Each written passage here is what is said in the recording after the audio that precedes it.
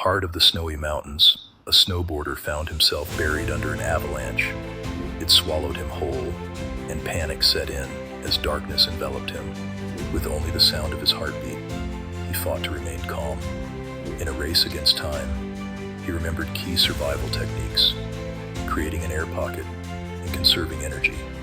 After what felt like an eternity, he began to wiggle, hoping to break free.